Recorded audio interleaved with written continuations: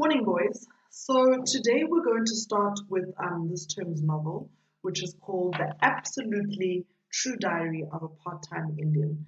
So funny thing is, when I read this title and when I actually started reading the novel, I thought that it was about an Indian from India. But it actually turns out that Junior's story is about the Native Americans that were the first people to live in North America. So I found that context quite interesting, and in this video, I'm going to talk to you a little bit about the context um, that the story takes place in. Okay, so the first thing that was quite interesting to me was the word reservation, what a reservation is and what it has to do with us. How can we draw parallels as South Africans, actually? So the Indian reservation system, it was created in the 1800s, and the whole point of creating it was that Europeans moved to North America and they found the Native Americans living there already. And long story short, they were trying to get the land that they wanted to settle on, the Europeans, and to minimize the conflict, because there was a lot of conflict between the Europeans and the Native Americans. To minimize that conflict, what they did is then they cut them pieces of land, which they referred to as the Indian reservations, and they said to the Native Americans, okay, you guys can live on these reservations. Okay, it was a way for them to keep them away from the land that the Europeans actually wanted to live in. And they said, on these reservations, you guys can preserve your culture and you can govern yourself a little bit, and you can keep the rich Native American culture, when it was really just a way to get them away from the best of the land and to keep them at this place. And so this got me thinking about how things work here in South Africa. If you speak to any older and maybe even your age, your peers of Black South Africans, a lot of them will tell you about the villages or they'll tell you about the homeland. Me, for example, I'm not from Johannesburg. I've been living here for over 10 years, but I'm not from Johannesburg.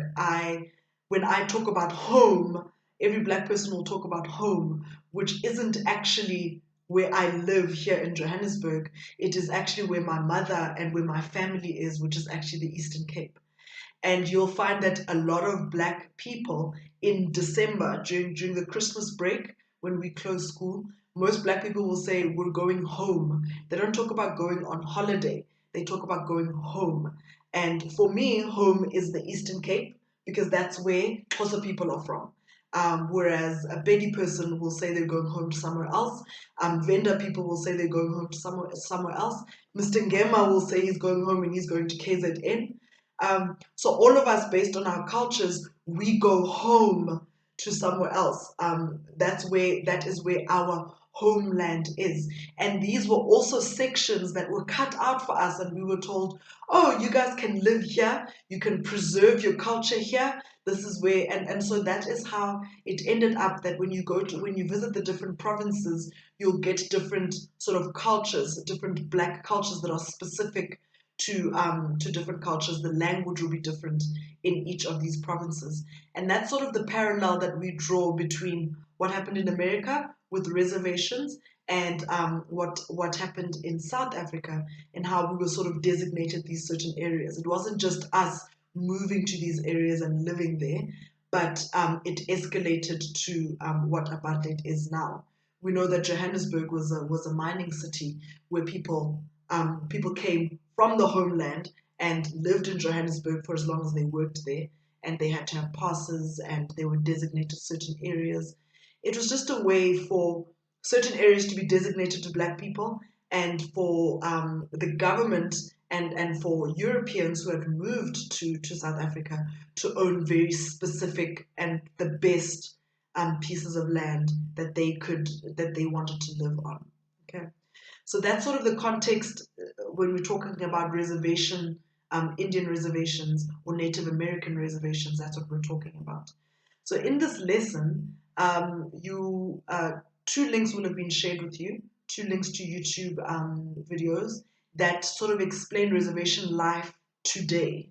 Okay, so how Native Americans live on in reservations right now in America.